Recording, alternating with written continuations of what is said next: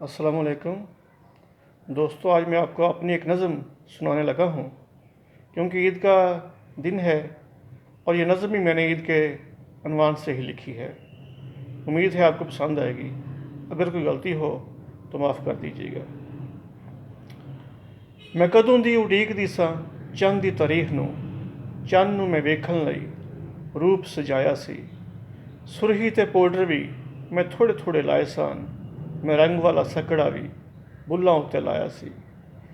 चाह नाल अखां विच पाया सी मैं सुरमा, चंद जे मुखड़े ते तिल भी बनाया सी।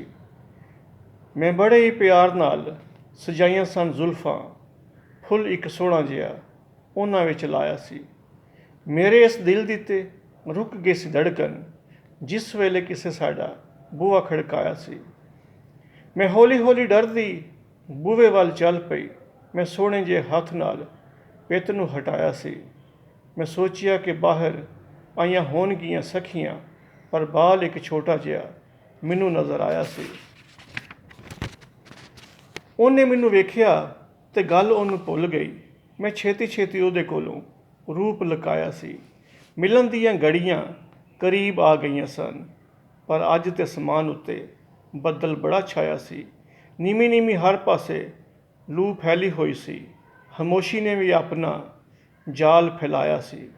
ਚੰਨ ਨੂੰ ਮੈਂ ਵੇਖਣ ਲਈ ਚੁਬਾਰੇ ਉੱਤੇ ਚੜ੍ਹ ਗਈ।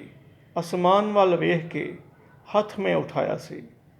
ਮੈਨੂੰ ਜਦੋਂ ਦੂਰ ਦੂਰ ਕੁਝ ਵੀ ਨਾ ਦਿਸਿਆ, ਮੈਂ ਜ਼ਰਾ ਜਿਹਾ ਰੁੱਖ ਤੋਂ ਦੁਪੱਟਾ ਸੜਕਾਇਆ ਸੀ।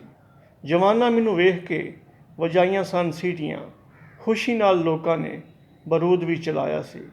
ਉਹਨਾਂ ਇੱਕ ਦੂਜੇ ਨੂੰ ਦਿੱਤੀਆਂ ਮੁਬਾਰਕਾਂ, ਯਾਰਾਂ ਬੇਲੀਆਂ ਨੂੰ ਉਹਨਾਂ ਗਲੇ ਵੀ ਲਗਾਇਆ ਸੀ। ਦੇਖੋ ਯਾਰੋ, 14ਵੀਂ ਦਾ ਚੰਨ ਨਿਕਲ ਆਇਆ ਏ। ਲੋਕਾਂ ਮੈਨੂੰ ਵੇਖ ਕੇ ਸ਼ੋਰ ਮਚਾਇਆ ਸੀ। ਖੁਦਾ ਹਾਫਿਜ਼।